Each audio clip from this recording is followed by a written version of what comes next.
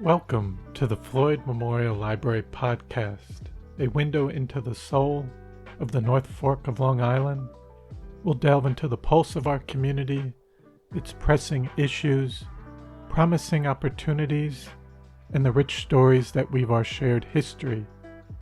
I'm your host, Christopher Bianchi, and for episode 115, we sit down with Tony Spiridakis, screenwriter, director, and the founder and executive director of the North Fork Arts Center.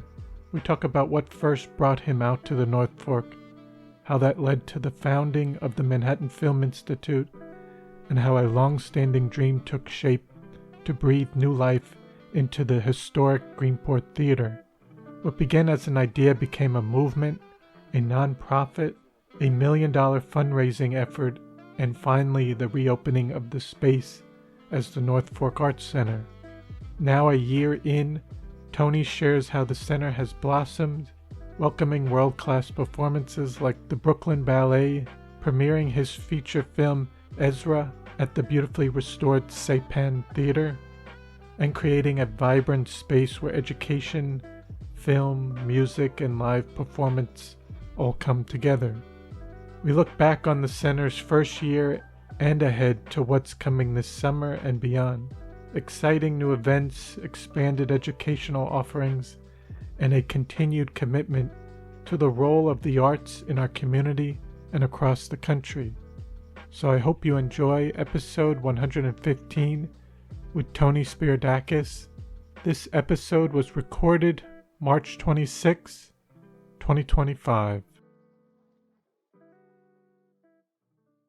Thank you so much for coming on to the Floyd Memorial Library podcast. I'm really happy to have you on today. Thanks for inviting me. Absolutely. I usually ask people in the beginning if they could just give a little background about yourself and your involvement in the community. So I was born in Astoria, Queens, and in January, and 6 months later I was a baby playing in the Long Island Sound at Rocky Point Road Beach in East Marion, because my father made sure that every summer we came to the North Fork.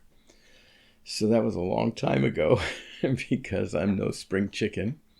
And my family's really never missed a summer. Over the years, I'd actually had the opportunity to buy land and build the house and have my two sons, Nikos and Dimitri, go to school at Southold Elementary. I bought a place on Soundview Avenue, a piece of property, and they loved it. And then I kept having to go back to Los Angeles because I work in the film industry. And so it wasn't always convenient to be here at the time. And I chose to go back to LA more permanently because I was doing a TV show which required me to be present in LA, and I didn't want to be separated from my family. So, and then a couple of years later, I ended up back here in Orient, and I started a new life with Lisa Gillooly, and we had a place in Orient and loved it. But we were bi-coastal. And then I basically gave up Los Angeles about 9 years ago. And when we came back, we have 6 children between us. We realized that the beach cottage in Orient wasn't big enough. So we bought a bigger place in Greenport Village. Mm-hmm. And in those years leading up to making that decision, Lisa and I had actually co-founded a film institute called Manhattan Film Institute, which we were thinking we would do a pilot program, like a test run, in Greenport and Long Island, and then never left. We had such an incredible first summer, and what it was bringing 20 actors and 20 directors together to make 20 short films in 2 weeks on the North Fork. And we added 2 more weeks of individualized programming for both the actors and then also the filmmakers. So we would do 2 weeks together, then 2 weeks of individualized training. And it was kind of amazing what a great fit it was for out here, because we had, at the time, we stayed at the old Silver Sands when Terry and his wonderful mother owned it. And we did that for 10 years. And in the time that we did that, when we made these 20 films, we wanted a place to screen them. And so we went to the Greenport movie theater and found the owner, Josh Sapan, who was absolutely wonderful, and said, sure, you can use the theater on a Sunday morning before the first run films start. And so that became a tradition. MFI would always do this big screening for free for the families of all the people who took our program. So families would come, and then the local community started to become aware of it. And it was always packed solid with people watching these 20 original short films. And it was really great. And then that solidified sort of a friendship between Josh and myself and Lisa. And the next thing that happened was when we did give up Los Angeles and permanently come to a house in Greenport, I remember the winter starting and driving by the movie theater and seeing it was dark. And I called Josh and I said, hey, this is killing me. If I'm going to be out here, it turns into The Shining, as you know. Yes. And so he said, sure, give it a try if you can fix the heat, because there's no heat in the building. So I committed to the expense and the pain of finding the right tradespeople to be able to help me. That took quite a while.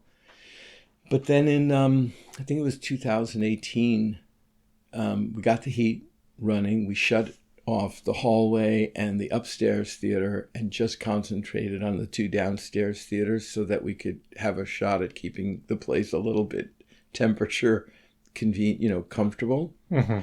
And so we started a winter film series. We called it the MFI, Manhattan Film Institute Winter Film Series. And we showed a classic film in one theater, Theater 3, and then a family-oriented kids film in Theater 2. We did it on Saturday nights. We didn't charge. It cost us a considerable amount of money to get the heat running. And when we didn't charge, people started donating.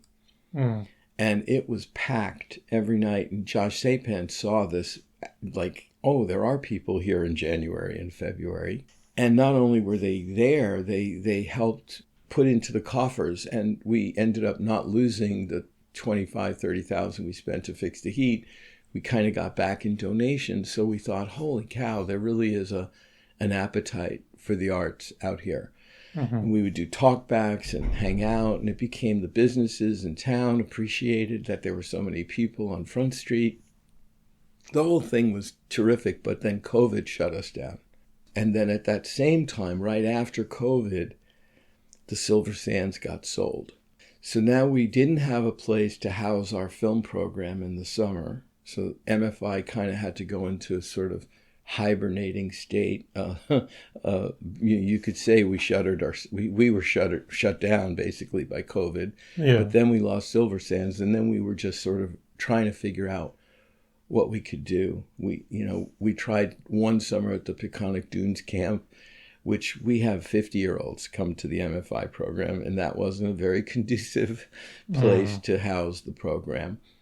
And then out of the blue, Josh called us, Lisa and I, and said, I have this crazy idea. Maybe it's COVID brain, but I'm ready to sell the theater. Perhaps there's a way that you could start a new nonprofit and incorporate what you're doing with MFI. And we talked, and basically we all agreed that it's okay to bring back a movie theater, but it's better if you bring back a movie theater and transform it into an art center. And that's the concept that bore NFAC, right? North Fork Arts Center, became an evolution of MFI, if you will. Mm-hmm. I mean, the first thing we had to do is deal with having a stage where we could do things other than just films. Mm-hmm. So the journey began in 2023. Josh gave me the challenge of starting a new nonprofit, getting a board, and raising $1 million from the community. And that's what I started doing in January 2023. And I like to say that the community didn't just speak, they roared. Mm-hmm. And in 4 months, we had over $1 million in donations. And this was from $25 to $100,000. Mm-hmm. And everything in between. We ended up putting that whole year, 2023, became what we called our founders, right? Our founding donors, which we then, regardless of the amount you donated, you ended up on the wall in the theater, which we now have up temporarily till we spell every single name correctly. And when we're finally done with all the renovations that we have planned, we're going to make that wall a permanent installation in the building, so that those people who came roaring in to support the cause. And Josh saw that and was kind of blown away. And so what started in January 2023, we sat down and signed we became the owners of the Greenport Theatre in November of 2023. So in less than a year, we were the new shepherds of the Greenport Theatre. And we ended up, to honor Josh, we call it now the Sapan Greenport Theatre. So it's North Fork Arts Center at the Sapan Greenport Theatre. And it's that was just, that alone was pretty like moving in a way, you know, because it was how amazing to start in January, and then December of that same year we had the producer of Elf come and we screened Elf. And just to see people back in the movie theater in the dead of winter again was really, really great. Then we had some renovations to do, so we had to shut down again in January, and do the renovations from January, hoping that we could open by Memorial Day of that 2024. And we ended up somewhere in the first days of May. We knew we had the Brooklyn Ballet coming, and what we were doing is, here we are opening our doors for the first time, and we're not starting with a movie. We're starting with the ballet, which is sort of the best thing that could have happened, because it's a way of telling the community, hey, we're going to do movies on Memorial Day, but before we do those movies, we happen to have gotten a 3-week residency with the Brooklyn Ballet, who's going to come to the North Fork, teach dance at Peconic Landing with our seniors in our elementary schools, middle schools, and high school, and do performances at the Sapan Greenport Theatre. So it was like a miracle. Just, and it was a lucky thing that the executive director of Brooklyn Ballet is a Peconic resident as well. So Lynn Parkinson, and that having Lynn here was it just made you see that it was meant to be. And then right after that, it so happened that the film that I had spent 10 years trying to make was being released at the end of May. Yes. So we did the premiere of Ezra in Greenport. We played it in all 3 theaters. We had over 600 people come to watch. We shut down Front Street. I remember seeing that shut down, walking by. And Bobby Cannavale and Rose Byrne and Tony Goldwyn, the director, and who also acts in it. I wrote and produced it with Tony. And we celebrated the film right here at the brand new North Fork Arts Center. Yes. So that was unbelievably lucky. And the continuation of all of that luck was after we had the best time with Brooklyn Ballet, who transformed lives and, did these beautiful performances on our stage upstairs for, we have a 295-seat theater upstairs. It's just incredible. And then we did Ezra. Then Josh Sapan had bought a film at Sundance called Ghostlight, which was beautiful. And we had the directors flown in from Chicago. Yes. And just so happens it was that film premiered at Sundance. And the new president and executive director of Sundance happens to be a Shelter Island resident. So Eugene Hernandez, who's now the head of Sundance, with Josh Sapan and the two directors of Ghostlight, did a talk back, and it's you know, just crazy.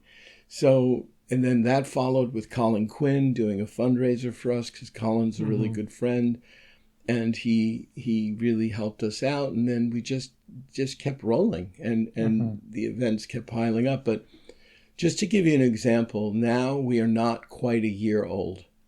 In May, coming up, that will be our anniversary, our first year anniversary. Just this past weekend, if you're listening, what you missed at the North Fork Arts Center was the new development of playwriting, of playwrights. The idea being that we're not going to do full-blown productions of plays, but we are going to do the readings of new plays so that audiences could start to see the origins of what are the origins of the plays that they go to New York to see on Broadway or off Broadway. So this is something that I always understood would be a learning tool as well as an entertainment, right? So you're seeing the play, not fully done, but then you're getting the opportunity to hear the playwright talk about the play that you just saw right after you've seen it.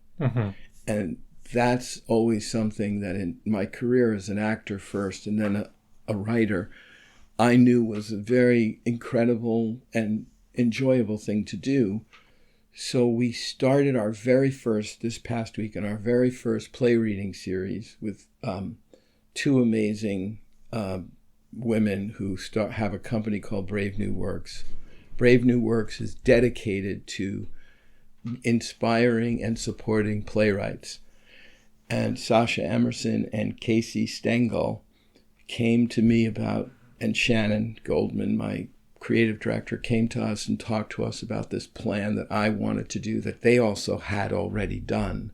And so this past weekend we had John Patrick Shanley, who won the Pulitzer Prize for his play Doubt, which then became a movie with Meryl Streep, Amy Adams, and Philip Seymour Hoffman. He also happens to be the screenwriter who wrote Moonstruck, which won him an Academy Award for Best Original Screenplay. And he has won countless Tony Awards and Obie Awards for his amazing career as a playwright, starting with a play that changed my life called Danny and the Deep Blue Sea, which started and starred and made everybody in the world aware of an actor named John Turturro. And John Shanley and Turturro were friends back in the Bronx.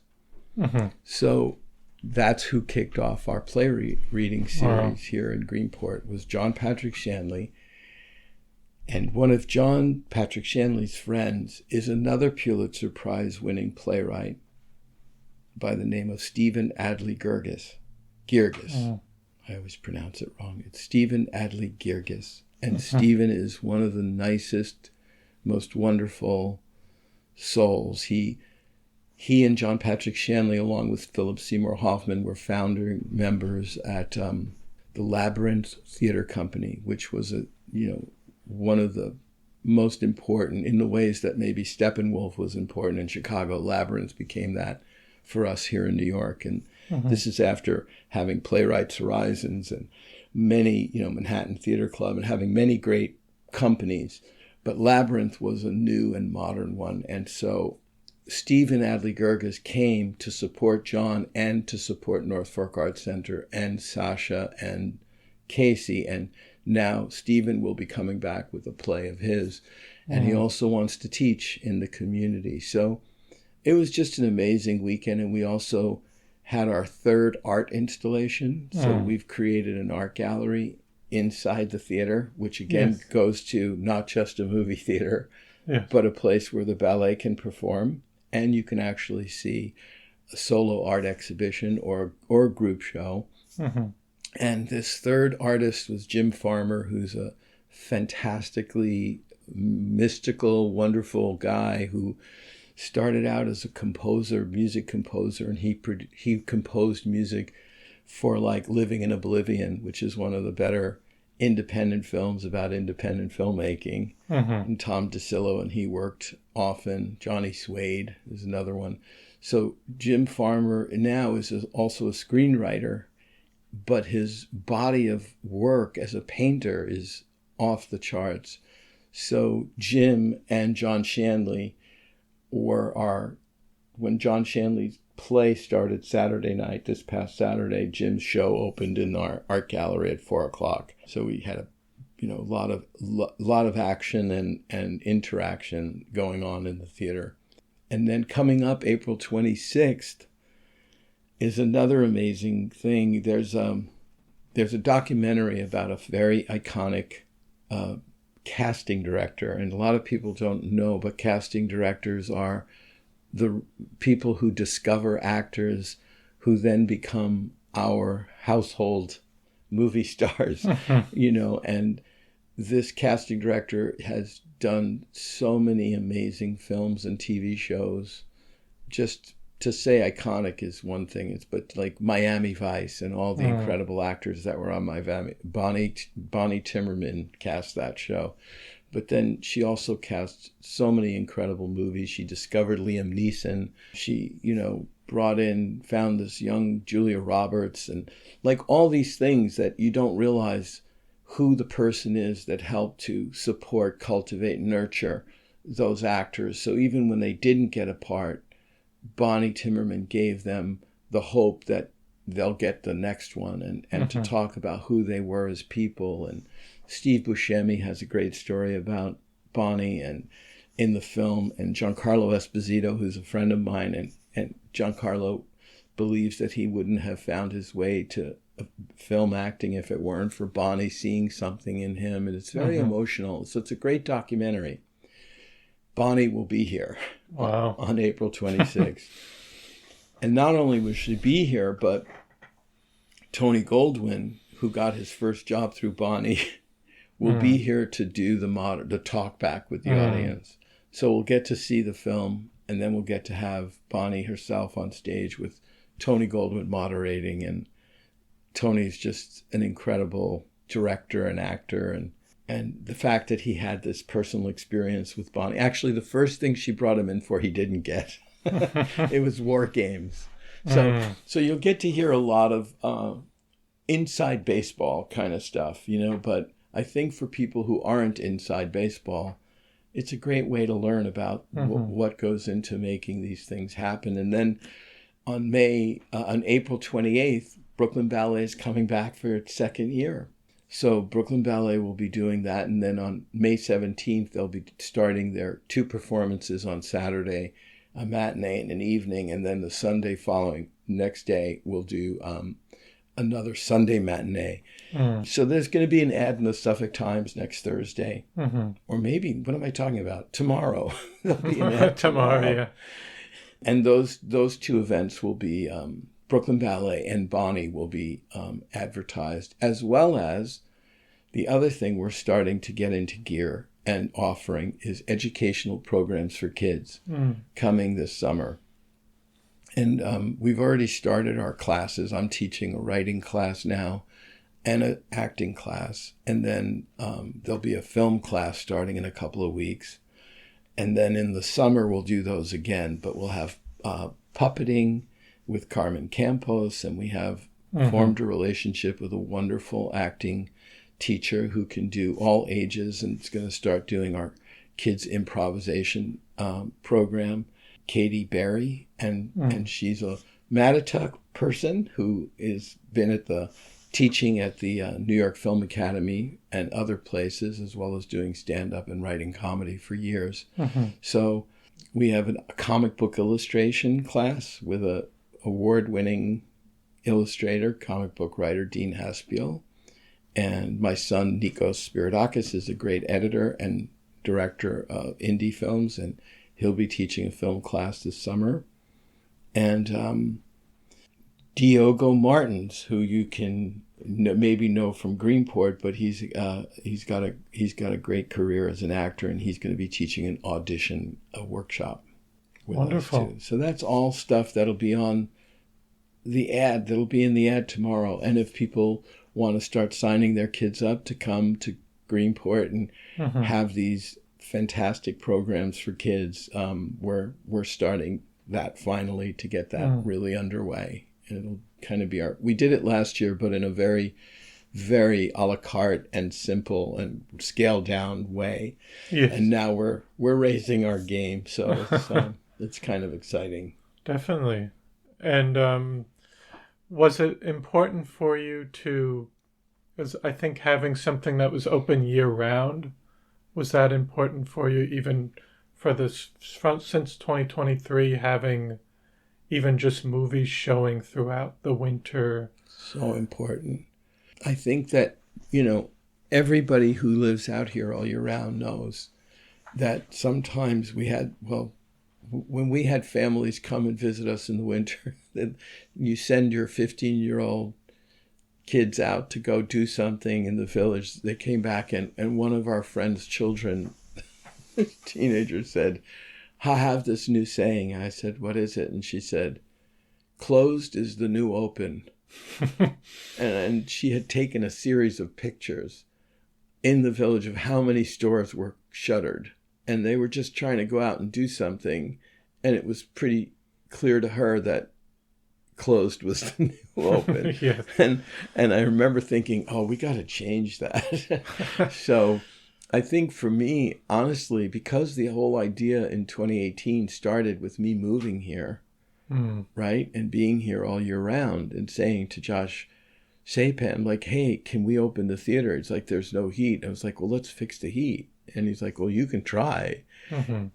That then, by opening that theater and seeing the outpouring of people packed into that lobby, it made me so aware that if I were ever to be in this position, I was going to be a 7 days a week, 12 months a year person at my own detriment. Freddie at the Sterlington, I love going there. And Freddie's always like, you're really doing it. You're really staying open.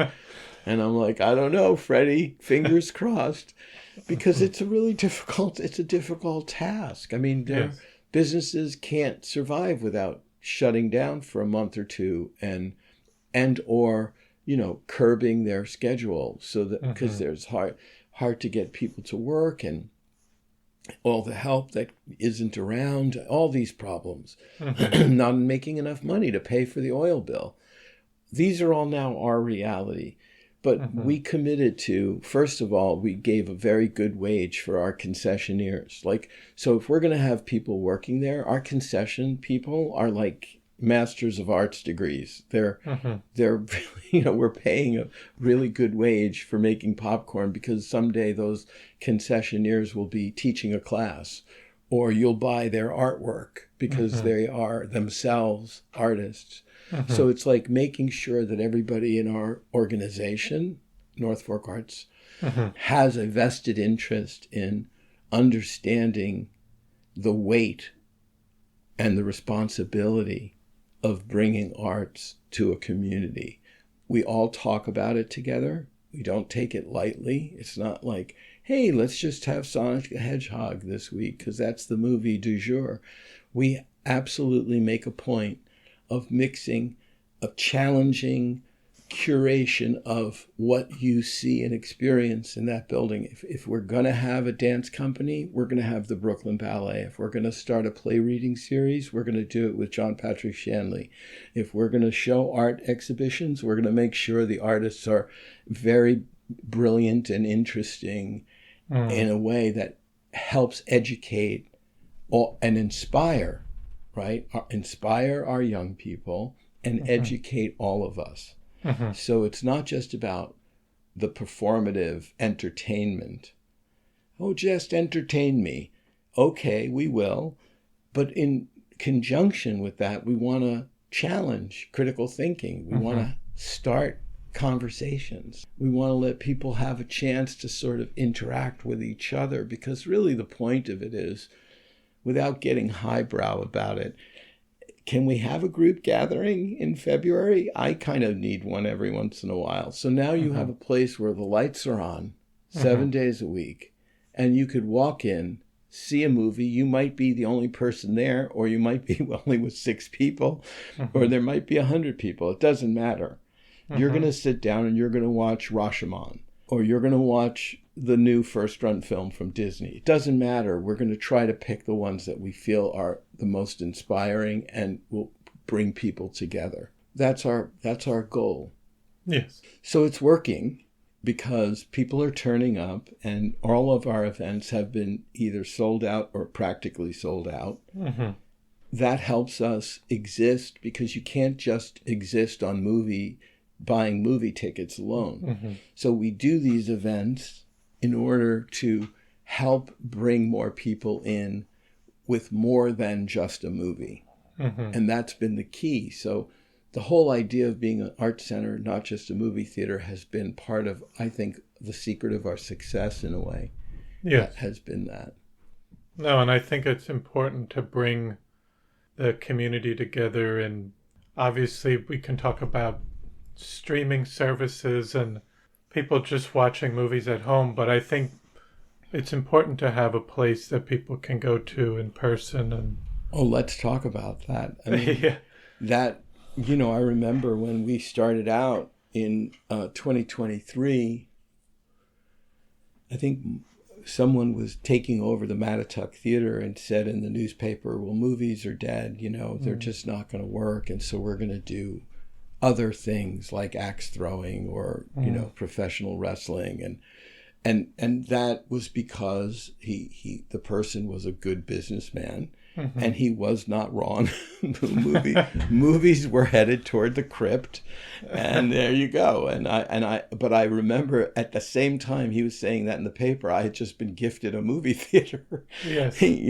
So it was like I should think about what this, and I knew that because I'm in the film business, right? I know that if at that time if it wasn't a Marvel film, nobody went to the theater to see a movie.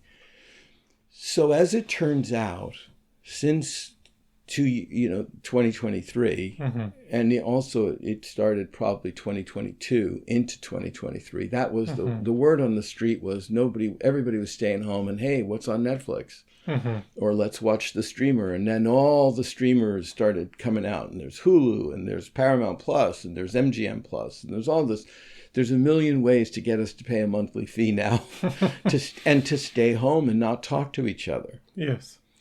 That, I think people are hip to that as being not a great way to have a quality of life where your kids are isolated, you're isolated, you turn yourselves into shuttered people, you're not interacting with your neighbors. That's crazy. And I think the truth is, from the time that was said and thought, it has been the ship has slowly been turning. And movie theaters, if you look at the speech that was given at the Academy Awards by the person who wrote, directed, and edited Anora, Sean, right? And he spoke very eloquently about the need for going to the theater and sitting next to people in a dark room and laughing together and crying together and feeling whatever it is that you're feeling about that movie as a group.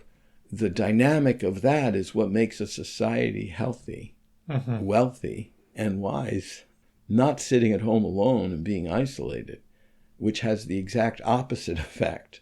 Yes. So it's incredible to see that speech was met with such a rousing applause, because the filmmakers were like, finally, somebody's like saying, I didn't make this film for you to watch it on your iPhone. I made this film so you could watch it in a movie theater with a lot of other people. And that is such one of the great things that we discovered. We're actually on the right side of a wave that's going back Yes. to theaters not being dead. Mm-hmm. Just quite the opposite. People are buying up old movie theaters all across the country now. And those theaters are becoming the pillars of the community, the meeting place. Those are the meeting places, right? That's the new place where you can get together and see your neighbors. And so that's, I'm not usually on the right side of history, but I feel like somehow accidentally, I'm not taking credit for this at all. Mm-hmm. And as I said, the person who said that, when they said that in Mattituck, they thought they were right at that time. But as I saw, they gave up the axe throwing and the wrestling, and now they're back to showing movies, which is fabulous. No, yes. I'm all for, whatever form of getting together. And look, the axe throwing and the wrestling could have brought people together too. Whatever floats your boat, mm-hmm. I'm cool with it as long as people are getting together and not being at home watching Netflix, which, by the way, not a bad thing. I do it a lot when I binge a series like the next person. So it's not about, having one and being dogmatic about it. Mm-hmm. It's just about when people were saying movies were dead, right? I'm not in the business of putting on arts programming in this little village to try to kill streamers. We can coexist. Yes. But when you start trying to kill going to the theater, then I'm gonna stand up and say that's a mistake. You see what I mean? Mm-hmm. It's just protecting the existence of the arts. And they are now under threat, and we have to be diligent and go out and support the arts. Historically, what have any of our arts been over the course of time? Who do we talk about from thousands of years ago? Classical painters, poets, writers, historians. Mm-hmm. All these things are part of who we are. If we write about them, Shakespeare, he canonized historical facts by turning them into plays. And it's just all about teaching. Mm-hmm. People have to realize that art is a great entertainment, but it's also a great resource for critical thinking and understanding who we are as a people, mm-hmm. and what is the purpose of a life, and all those big questions that. And I think having that right within our community is important, because I think that was something that was lacking, and people had to go to New York City, and now we have something within walking distance that we should take advantage of and really, mm-hmm. People have come together, but it's really a important resource mm-hmm. now, moving forward. Yeah, and we're doing, in the next week or two, we're doing the, Marvels of Media, which is about a film festival for autistic filmmakers. Mm. So it's like, that's being done at Museum of Moving Images. Mm-hmm. But it's also going to be out here in Greenport. Yes. So it to me, it's really about what you just said is exactly like what you can go to the 92nd Street Y and maybe see John Patrick Shanley or Stephen Adly Guirgis. Absolutely. But now you can actually have that experience here in Greenport. And you're right. It's really wonderful to see, first of all, for Stephen and for John to come here tells you they know what's at stake. They know that we are small out here. We're a small village, but they're still here. Mm-hmm. Because I think they believe that bringing the arts to this place is just as important as being on Broadway. Mm-hmm. Because sharing it with people everywhere, when you have the opportunity, somebody like John Patrick Shanley and Stephen Adly Guirgis, they understand mm-hmm. that this is their livelihood. It's like, if you're going to come for my livelihood, I'm going to try to push back and show you what I do and mm-hmm. talk about it and make the effort to come out here. It's a big trip for John and for Stephen, and they did it gladly. That tells you they want to bring this stuff and not just play to the very high-paying ticket prices of mm-hmm. Broadway. They want to bring it here. And by the way, our ticket price was, we didn't have one. Mm-hmm. We did it for free. Yes. It was suggested donation. That way everybody who wanted to see John Shanley's new play could see it for free. So that's part of, it's not like we're going to do everything for free, but we really understand that we're going to make it as easy as possible.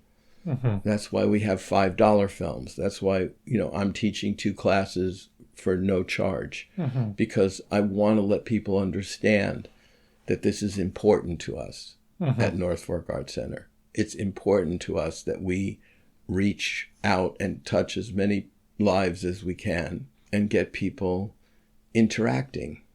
Yes. That's it. There's no agenda. Mm-hmm. The agenda is come out and laugh together and cry together. That's the agenda. Yes. And then also you had the Oscar night, and that was also a fundraiser as well was that with the elevator? Yes, yes. Could you talk a little bit about that event? Yes.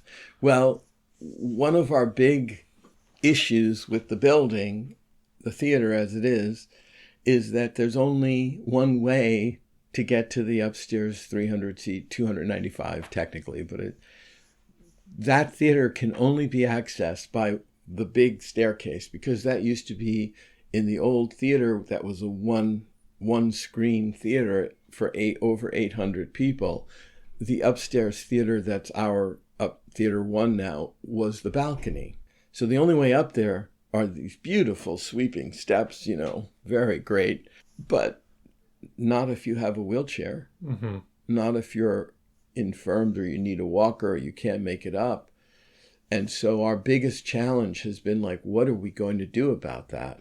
And so we were always aware that was going to be our number one heavy lift. And so what we're doing is we're waiting actually to hear from New York State about a grant. And that grant will allow us to do the work necessary to putting in an elevator. But it's a matching grant. So what we did with Oscar night was we said, hey, we'll do a pre-Oscar cocktail party with the objective of raising the matching funds for the elevator, which is part of a big overall renovation. So we said, let's throw a party and lift the lift, and we honored Joe McKay, who's a great local resident. He started in New Suffolk and now he's at Peconic Landing, and he did a book called Crazy for Words. And Joe and I taught together at Lifetime Learning at Peconic Landing. Yeah. And I just wanted to make it about Joe and Peconic Landing, because so many of our patrons at North Fork Arts Center are seniors who have trouble with the stairs. So I thought it was a beautiful way to tie in the Oscars with raising, and we set out a goal, and it's amazing. It was a 2.5-hour cocktail party. Our goal was 100,000 and we surpassed it, which is ridiculous. Wow. That's right? amazing. It's amazing. Yeah. And so now we're waiting on pins and needles to see if we get the grant to do the renovation. But if we don't, that 100,000 will be put into an account which will gain interest only and not be touched until we're able to do the work to build that elevator. So it's going to be, I will find out in April, and let me tell you, it's very hard not to constantly think about it. But it's so that event was, we had a live auction, a silent auction, and it was just so much fun.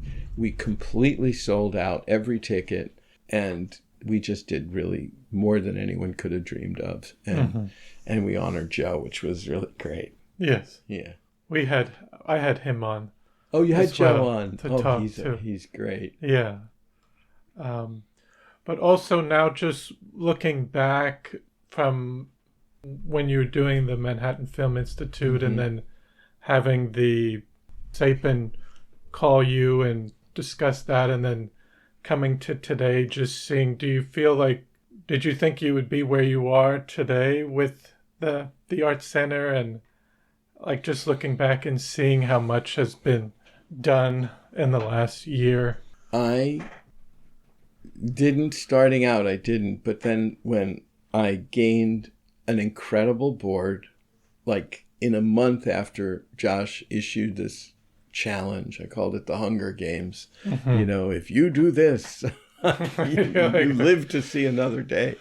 But I had to go and, with Josh's guidance, find people smarter than me to come aboard. And then I had a big volunteer meeting gathering at my house just to see who would show up. And it was packed with the most extraordinary people.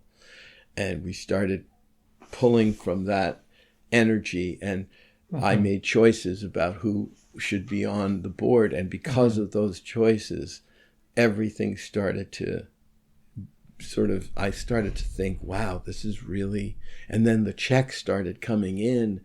And I was like, so Shannon Goldman, who's my creative director and one of my best friends, was like, you're never going to be able to do this. And he always does that. He always tells me I can't do something. And then 4 weeks later, he was like, oh my God, we have $400,000 in the bank. And we just literally started.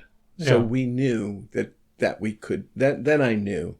And it's about, so then I was like, Shannon, now you're going to be my creative partner. And then I had Liz Gillooly on the board, but then I knew I needed her for operations. And then I had, Jim Morrison was always helping out, but I didn't have, I wasn't ready to hire permanent staff.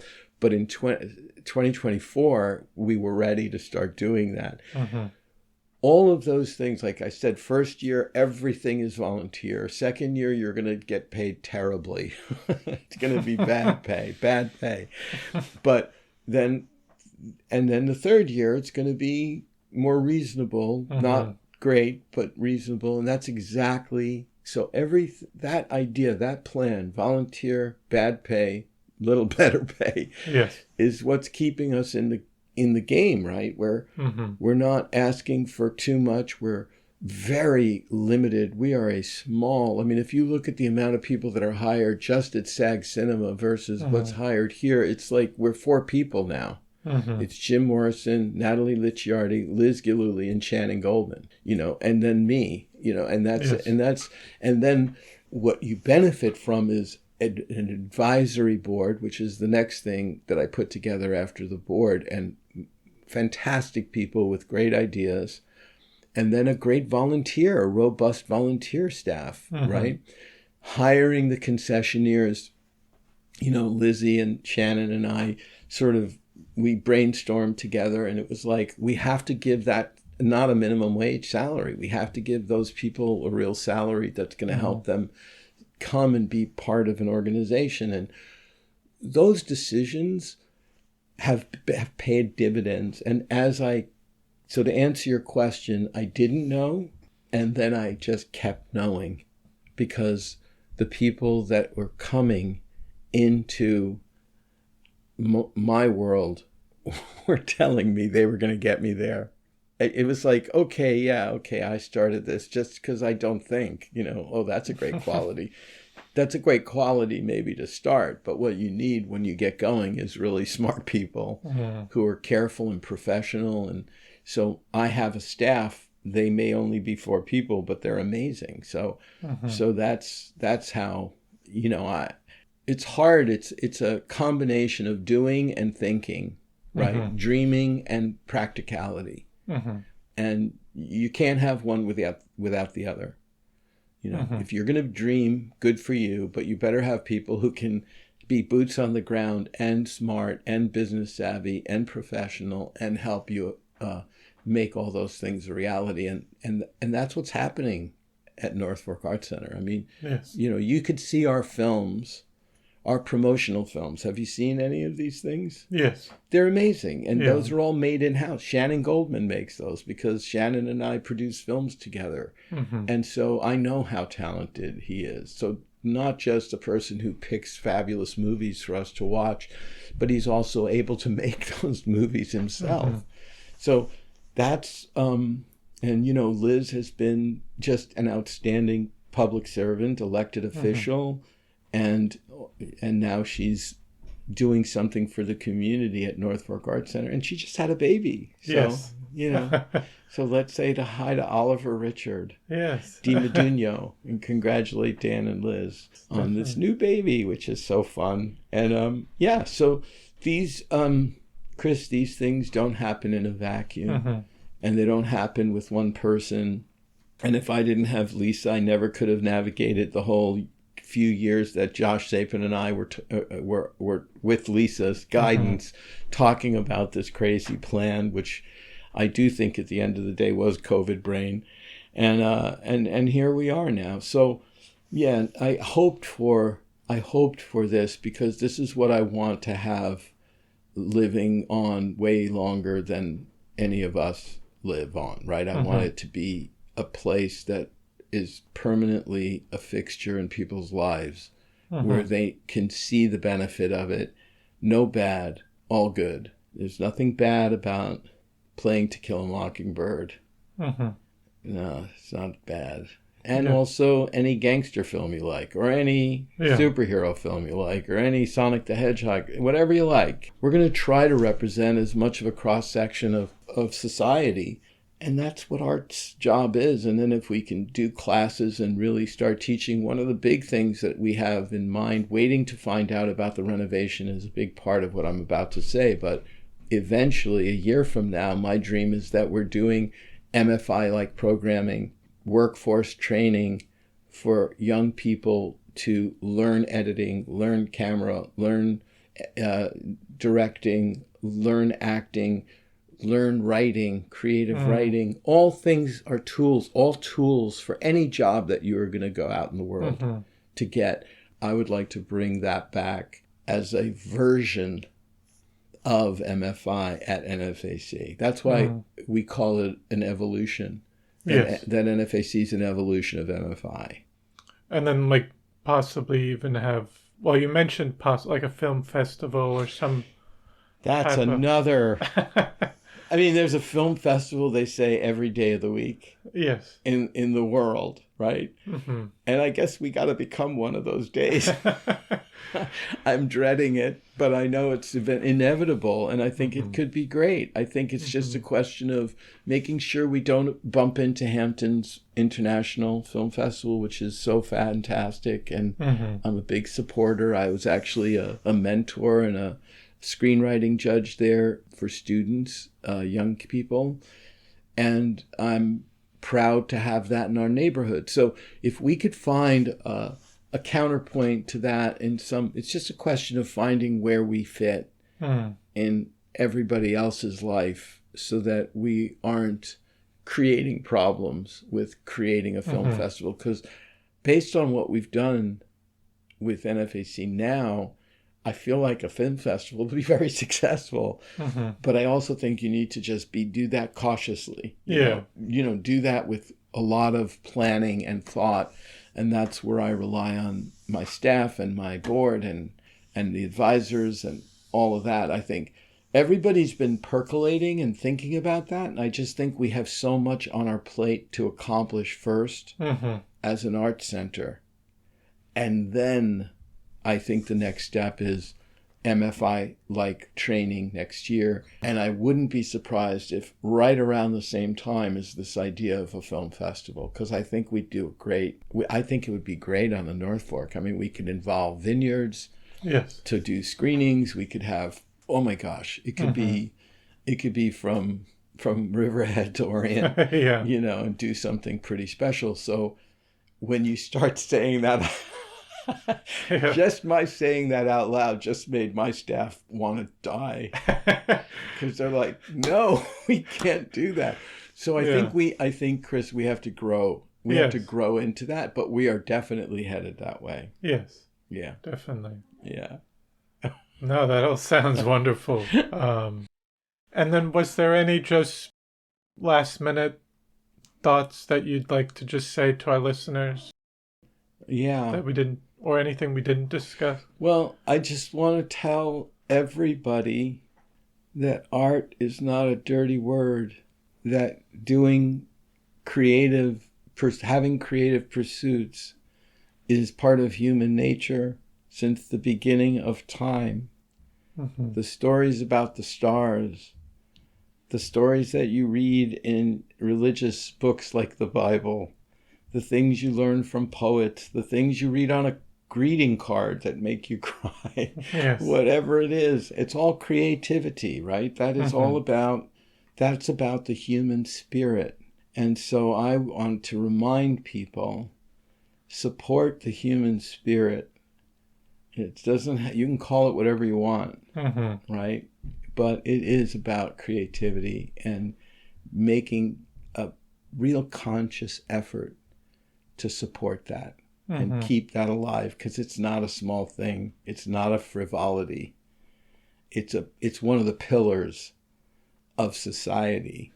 Yes. And it needs to be understood that way. I mean, I used to teach at a wonderful film school in California, Chapman, at the Dodge College of Film and Media Arts. And I remember going to the times where they were doing the welcoming of the incoming freshmen and their families. And the president at the time there said, I want you all to know your child is picking film, but that doesn't mean they're going to end up in film.